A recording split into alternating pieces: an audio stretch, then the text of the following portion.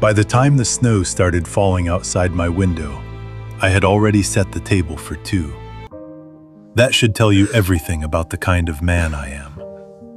2 plates, 2 forks, the good napkins, not the paper ones. A small roast in the oven, cooked the same way I'd cooked it for decades. Slow, patient, careful not to dry it out. Christmas Eve had always been quiet since my wife passed, but this year was supposed to be different. My son said he'd stop by. Just for a bit, he'd said.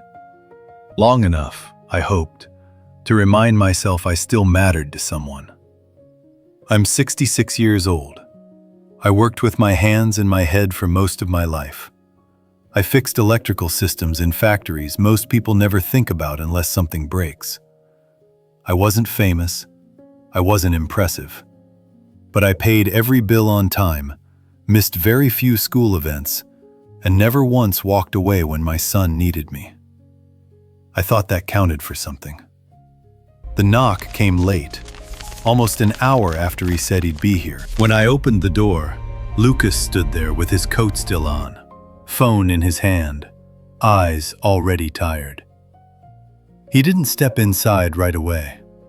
He looked past me, like he was checking off a box in his head. "Hey, Dad," he said. "Hey," I answered. "Come in. Dinner's almost ready." He hesitated, then stepped inside. Didn't comment on the decorations. Didn't ask how I was doing. He sat at the table, scrolling for a second longer than necessary before finally looking up. We exchanged small talk, the weather, traffic, nothing that required honesty. I noticed he didn't touch the food. He just kept glancing at the envelope resting beside his jacket. That's when my stomach tightened. "I won't stay long," he said finally. "I actually need to give you something." He slid the envelope across the table. Thick paper, neat handwriting. My name written carefully, like he didn't want to mess it up. I didn't open it right away. "What's this?" I asked. He swallowed. "Just something I need you to read." The room felt smaller, too quiet. I could hear the hum of the refrigerator, the ticking clock above the sink. I thought about all the years I'd waited for him to bring home report cards, college acceptance letters, business plans he wanted my opinion on. I never imagined a moment like this. I picked up the envelope. On the front, written in dark ink, were the words, "Dad, I'm not your son." I stared at it longer than I should have. People think the pain hits all at once, like a punch. It doesn't. It's more like a slow crack, spreading quietly through something you believed was solid. I didn't yell. I didn't ask what he meant. I just sat there, holding the envelope, realizing that whatever was inside wasn't meant to hurt me in the moment. It was meant to erase me. Some stories are about getting even. Some people would call what came next a revenge story. But sitting there, with my dinner growing cold and my son watching my face for a reaction, all I felt was something much older and heavier than anger. I felt replaced. And that was only the beginning. The envelope sat between us like a third person at the table. I didn't open it right away. I don't know why. Maybe part of me believed that as long as it stayed sealed, whatever was written inside wasn't real yet. Lucas watched my hands instead of my face, like he already knew where this was going and didn't want to see the moment it landed. "You don't have to read it now," he said, a little too quickly. I looked up at him. "You came all this way to give it to me. I think now's exactly when I'm supposed to read it." He nodded once. No argument, no reassurance. That was the first thing that hurt. I ran my thumb along the edge of the paper. It was good quality, heavy, deliberate. The kind of envelope you choose when you want something to feel official, final. My name was written carefully, like he was afraid of making a mistake on the only part of me he still felt obligated to acknowledge. Before I opened it, I noticed the table again. 2 plates, 1 untouched. The food had gone cold, but neither of us mentioned it. Funny how silence can get loud when people stop pretending. I broke the seal. Inside were several folded pages. Not a letter, not a note. Documents, the kind you print after thinking about it for a long time. The first page was a legal form, a name change document. His name, a different last name, already signed. I felt something shift in my chest, not sharply, not all at once. More like something heavy finally settling where it had been heading for years. I turned the page. The second was a printed script. Headline at the top, branding language, clean sentences. I recognized the tone immediately. The same confident voice he used online, the one people loved. One line was highlighted. I grew up without a real father figure. I stopped there. If you're listening to this and you've ever read something about yourself that felt wrong, you probably know what happened next. Your mind doesn't race. It goes quiet. Too quiet. Like your thoughts are afraid to move. I didn't finish the page right away. I didn't need to. That one sentence had already done its job. I unfolded the last piece of paper. This one was handwritten. Short, direct, no legal language, no branding polish. You were never part of who I am. That was it. No explanation, no anger, just a clean erasure. I folded the papers back the way I found them, slowly, carefully, like if I was gentle enough, I could undo what they meant. I placed them back in the envelope and set it down on the table. Lucas cleared his throat. I know this is a lot. I looked at him then, really looked. He seemed nervous, yes, uncomfortable, but not confused. This wasn't impulsive. This was planned. How long? I asked. How long what? How long have you been telling people I wasn't part of your life? He hesitated. That was answer enough. I nodded once, not because I agreed, because I finally understood. It wasn't that he hated me. Hate would have meant I still mattered. This was worse. This was my role being quietly edited out of his story, scene by scene, until there was nothing left to cut. I didn't raise my voice. I didn't accuse him. I just sat there, feeling the weight of decades suddenly reduced to a stack of paper and a sentence meant for strangers. And the strangest part? He thought I wouldn't notice. He thought I'd read it, feel embarrassed, maybe even guilty, and still stay silent. That was the moment something in me changed. Not into anger, into clarity. Because being ignored hurts. But being erased? That stays with you. After Lucas left, I didn't clean the table right away. I sat there, staring at the chair across from me, replaying the way he'd avoided my eyes.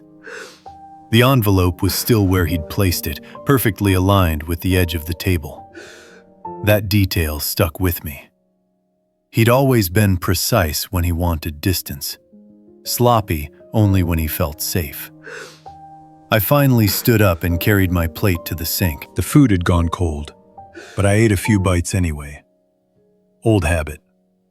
You don't waste what you worked for. That was something my own father taught me, back when lessons came quietly and didn't need speeches. As I washed the dishes, memories kept slipping in, uninvited. I remembered my first overnight shift at the plant after Lucas was born. 12 hours on my feet, hands smelling like oil and metal.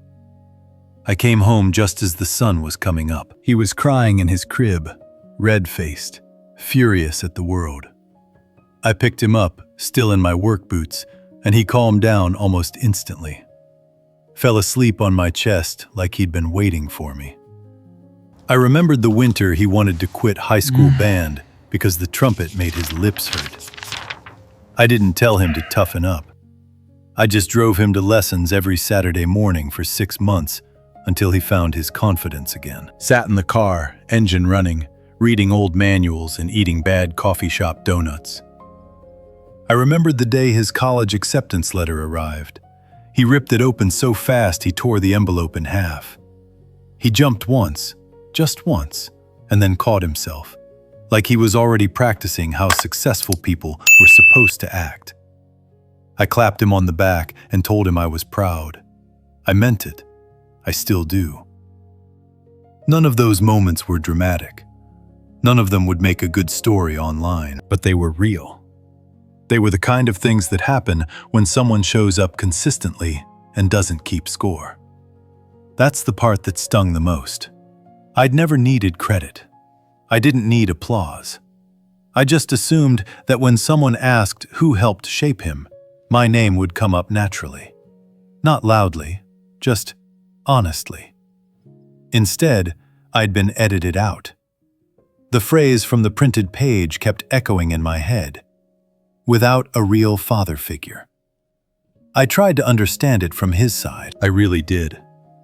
In his world, image mattered. Narrative mattered. Saying you came from nothing sounded better than saying you came from a man who worked quietly and expected nothing in return. Harder to build a brand around someone like me. Still, there was a line between simplifying your past and erasing it. And he'd crossed it. I sat down in my old recliner, the one with the worn armrests, and stared at the wall. For the first time, I let myself consider something uncomfortable. Maybe I'd made it too easy. I'd always stepped back, let him speak first, let him shine, let him believe his success was entirely his own because I thought that confidence would protect him. I didn't realize it would also give him permission to forget where he came from. There's a quiet kind of grief that comes from realizing your sacrifices didn't fail, but they also didn't matter to the person you made them for.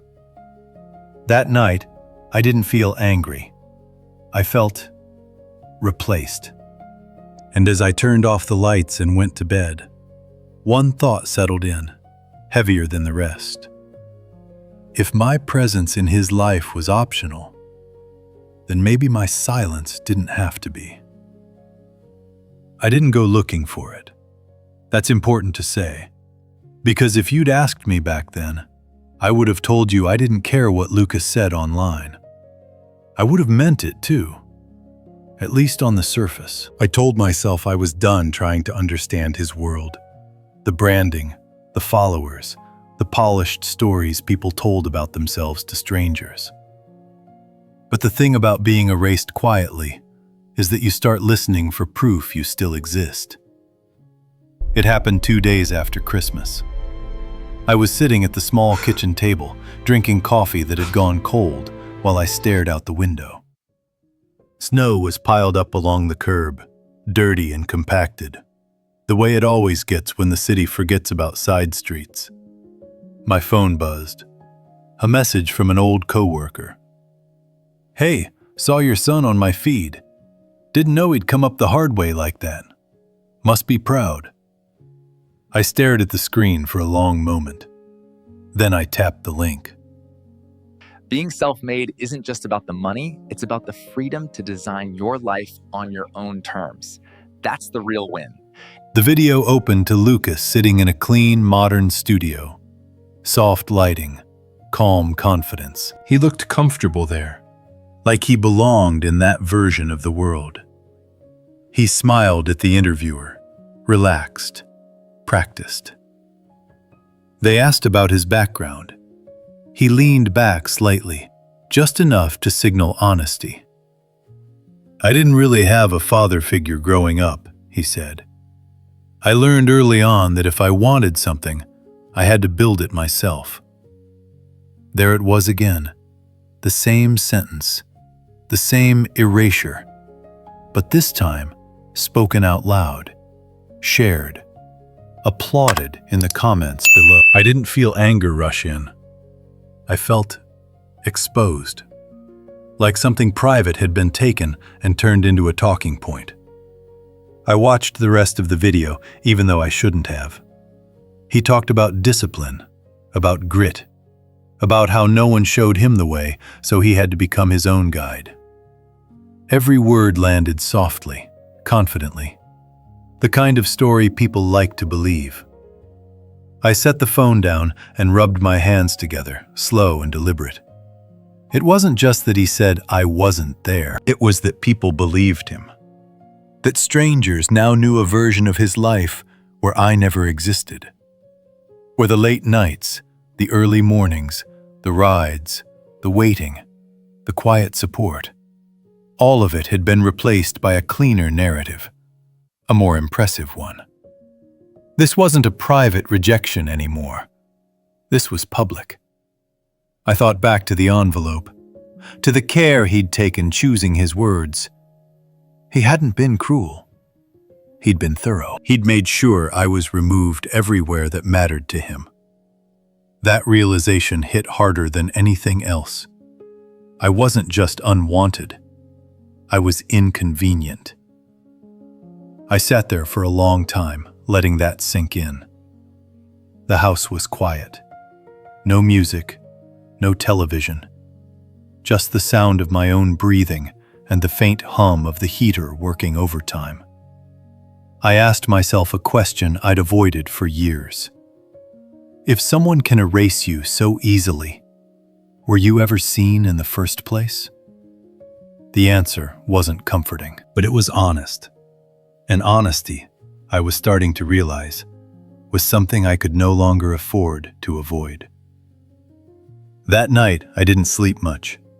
Not because my mind was racing, but because it kept circling the same quiet question over and over, like it was afraid to land anywhere else. I lay there in the dark, staring at the faint outline of the ceiling, listening to the building settle and creak the way old things do when the world finally goes quiet. At some point, I stopped thinking about Lucas. I started thinking about myself. That was new. For most of my life, I'd measured my worth by how little trouble I caused, how smoothly things ran, how rarely anyone had to worry because of me. I thought that was what being dependable meant. You show up, you handle things, you don't ask for credit because needing recognition felt selfish, loud, immature. So I learned to step back. When Lucas talked, I listened. When he interrupted, I let him finish. When he disagreed, I shrugged and told him he'd figure it out. I didn't correct him when he exaggerated his struggles. I didn't remind him of the help he'd had. I thought I was doing the generous thing.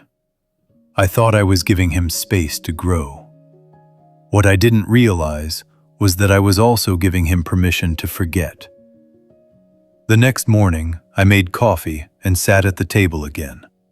Same chair, same light coming through the window. I noticed how everything in my apartment was practical, chosen for function, not for display. Nothing that demanded attention, nothing that told a story unless you already knew how to read it. That felt uncomfortably familiar. I'd done the same thing with my life. I'd never talked much about my work.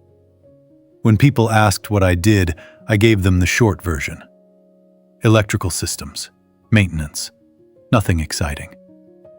I didn't mention the nights I stayed late so production wouldn't shut down, the systems I redesigned because I couldn't stand seeing the same failures happen over and over again. The solutions I built quietly, then moved on from because someone else wanted to take the credit. I told myself it didn't matter, but maybe it did. Maybe the problem wasn't just that Lucas erased me. Maybe it was that I'd made myself easy to erase. That thought didn't make me angry. It made me tired. There's a difference. Anger looks for someone to blame. Fatigue just wants the truth, even if it's uncomfortable. I wasn't invisible because I lacked value. I was invisible because I never insisted on being seen. I sat there for a long time, holding my mug, watching the steam rise and disappear. It reminded me how quickly things vanish if you don't give them shape. Definition. Weight. I thought about the envelope again, about how carefully Lucas had chosen his words, how deliberate the erasure had been. And for the first time, instead of feeling wounded, I felt something steadier take its place. Clarity. I didn't need to shout my existence into the world. I didn't need to correct every lie or rewrite his story for him. But I also didn't need to keep shrinking. If my silence had helped write a version of me that didn't exist, then maybe it was time to stop being so accommodating. Not for revenge, not for recognition, but because disappearing had cost me more than I realized, and I wasn't willing to keep paying that price. There was a box in the back of my closet that I hadn't opened in years. Not because I'd forgotten about it, but because I didn't see a reason to. It wasn't sentimental. No photos, no letters, just folders, old notebooks, a few USB drives I'd labeled with dates and short descriptions that probably wouldn't mean much to anyone else. I took it out one quiet afternoon, the kind where the city feels paused. I spread everything across the table and sat down slowly, like I was about to do something that deserved respect. Most people never knew what I actually worked on. They knew my job title, maintenance, electrical systems, nothing fancy. What they didn't know was that over the years, I'd gotten tired of fixing the same failures over and over again. Power losses that shut down entire lines, inefficiencies everyone complained about, but accepted as just how things were. So I stopped accepting them. In my own time, early mornings, late nights, I started redesigning systems, streamlining load distribution, reducing waste. Small changes at first, then bigger ones. Eventually, I had a complete framework, a way to cut energy use significantly without replacing entire infrastructures. It worked. Too well, actually. A few plants adopted pieces of it quietly, saved money, improved uptime. Nobody asked where the idea came from, and I didn't volunteer the information. I was used to that by then. A month earlier, a former supplier had reached out. He'd moved into consulting. Said a firm was looking for solutions exactly like mine. Asked if I still had the documentation. I told him I'd take a look.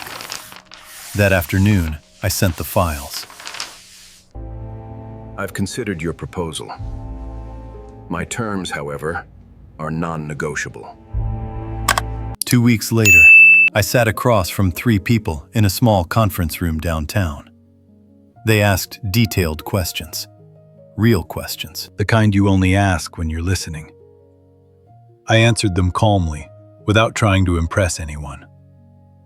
At the end of the meeting, one of them leaned back and said, "We'd like to make an offer." The number they mentioned didn't make my heart race. It made me blink. An upfront payment just under $3 million, plus ongoing royalties, about $250,000 a year, if the system performed as projected. I nodded, asked a few practical questions, took the paperwork home. I didn't tell Lucas. Not out of spite, not as some kind of test. I just didn't feel the need to. For the first time in a long while, something important in my life didn't require his approval or anyone else's. I signed the agreement a few days later. No announcement, no celebration, just a quiet sense of balance returning to a part of me I hadn't realized was off kilter. What struck me most wasn't the money. It was how easy it had been to be taken seriously once I stopped making myself smaller. Battery's Friday. That's you. That night, I sat at the same table where the envelope had been placed. Same chair, same light. Everything looked unchanged, but it wasn't. I hadn't become someone new. I'd just stopped pretending I was nothing. And before we go any further, let me ask you something, honestly, just between us for a moment. Have you ever had a part of your life, your work, your value, that you kept quiet about because you didn't think anyone wanted to hear it? You don't have to answer out loud. Just think about it. Because sometimes, what changes everything isn't proving someone wrong. It's finally acknowledging what you were right about all along.